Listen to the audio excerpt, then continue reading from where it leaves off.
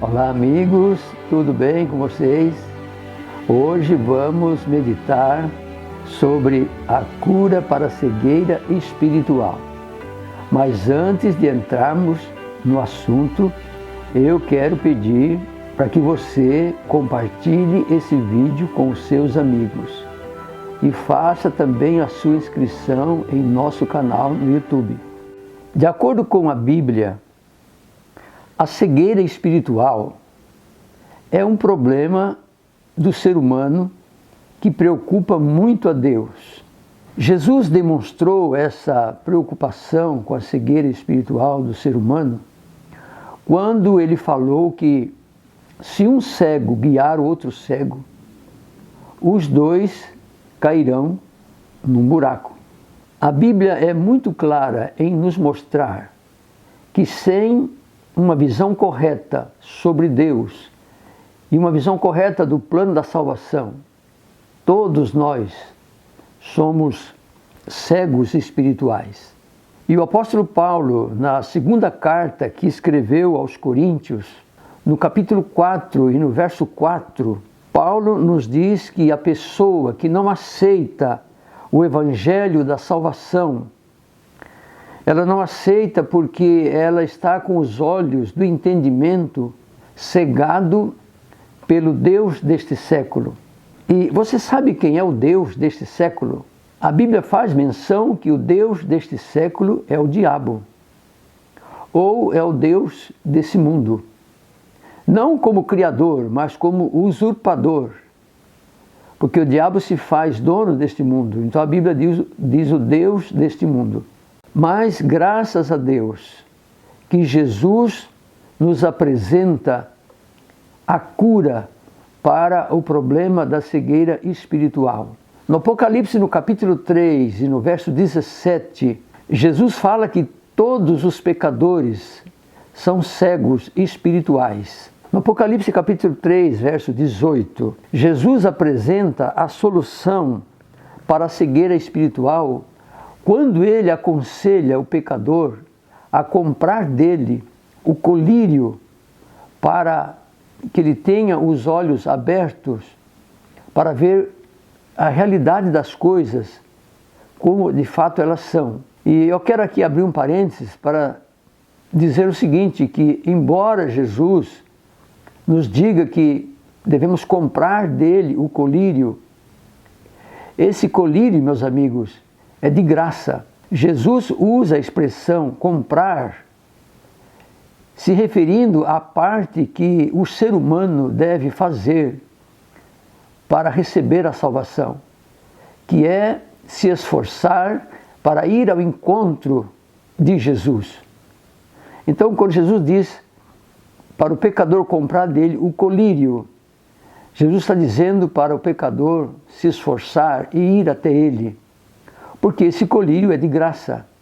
Lá no Isaías capítulo 55, Deus diz assim: vinde e comprai sem dinheiro, pão, comida, bebida. Então tudo aquilo que Deus nos oferece é de graça.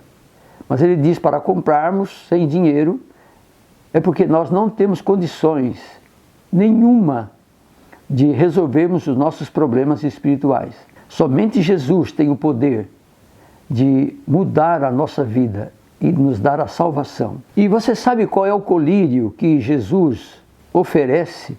Esse colírio, meus queridos amigos, é o Espírito Santo.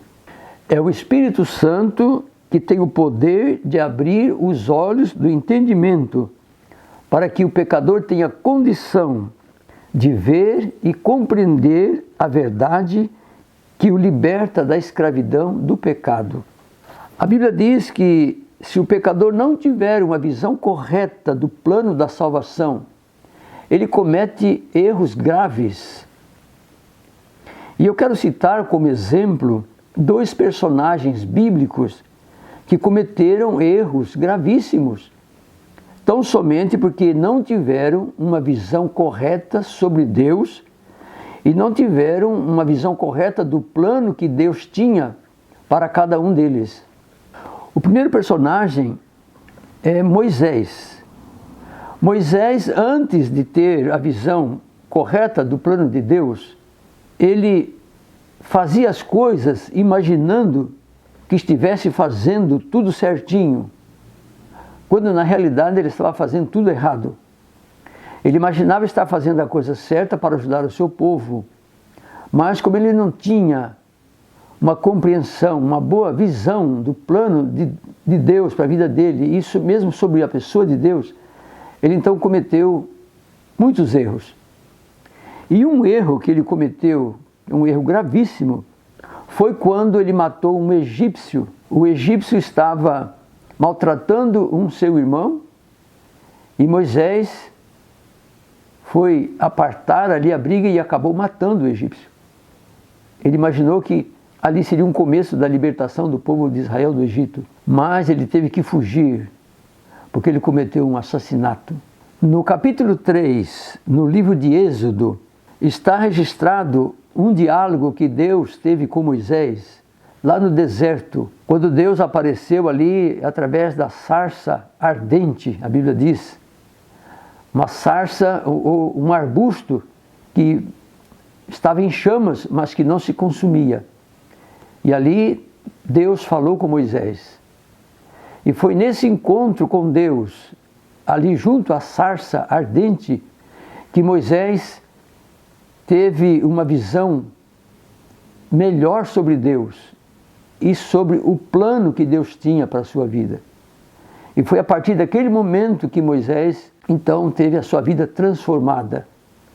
E ele pôde ir lá no Egito para libertar o seu povo da escravidão.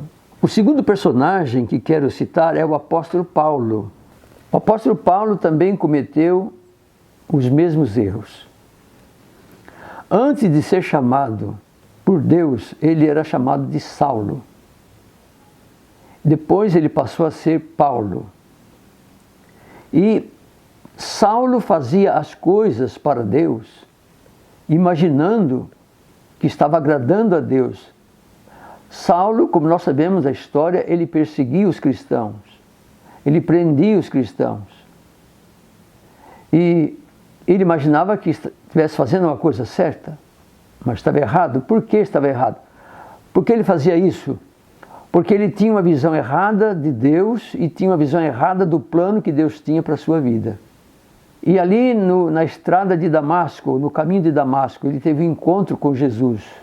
Quando apareceu aquela luz brilhante, ele ficou cego e Jesus falou com ele: Saulo, Saulo, por que me persegues? E ele perguntou: quem és tu, Senhor? E Jesus disse: eu sou Jesus a quem tu persegues. E a partir daquele momento ali, naquele diálogo com Jesus, Saulo recebeu as instruções para mudar a sua vida. E a partir daquele momento, daquele encontro, Saulo teve uma visão melhor sobre Deus e uma visão melhor sobre as coisas de Deus. Quando nós comparamos Moisés e Paulo, nós percebemos que a visão que Moisés tinha da sua missão estava certa, mas a visão que Moisés tinha sobre Deus estava errada. Moisés teve a visão correta sobre Deus no momento quando Deus se encontrou com ele, lá junto à sarça ardente. Saulo de Tarso, como era chamado, como era conhecido, ele tinha uma visão errada da sua missão e tinha uma visão errada sobre Deus. Mas Deus foi muito misericordioso com ele e lhe mostrou as duas visões corretas. Saulo teve a visão correta sobre Deus e teve a visão correta sobre a missão que Deus tinha para ele. E foi então, a partir desse momento, que ele se tornou o apóstolo Paulo. Como cristãos, meus amigos, hoje nós temos a missão certa, nós temos a missão correta, estamos no tempo certo e estamos no lugar certo. O que é que nós precisamos? Nós precisamos ter a visão correta sobre Deus e a visão correta de como Deus agirá na vida do seu povo agora nos últimos dias da história desse mundo. Agora, preste muita atenção para o que eu vou falar. Se nós temos uma visão errada sobre Deus, se temos uma visão errada sobre o poder de Deus, se temos uma visão errada sobre o amor de Deus e se temos uma visão errada sobre a igreja de Deus, com certeza nós teremos muitas dificuldades para sobrevivermos aos perigos do tempo do fim. Porque o tempo em que nós vivemos, que estamos vivendo em meio a essa pandemia interminável, não sabemos o que será do futuro, se nós não tivermos uma visão correta do plano de Deus para a nossa vida, se não tivermos uma visão correta de Deus e como Deus age na história, nós teremos dificuldade para permanecermos firmes na verdade. Se, como cristãos, nós não tivermos uma visão correta da obra de Deus, uma visão correta sobre as coisas de Deus, sobre o que Jesus fez e faz por nós, nós seremos apenas meros espectadores no meio do povo de Deus. É possível alguém saber se está tendo uma visão correta ou não do plano de Deus para a sua vida? Sim, é possível. Se a pessoa não tem orgulho no seu coração, se a pessoa não tem vaidade na sua vida, se a pessoa mantém uma comunhão diária com Jesus, com Deus, através da oração, através do estudo da Bíblia, então isso é um sinal de que a pessoa está no caminho certo, de que a pessoa está tendo uma visão correta do plano da salvação.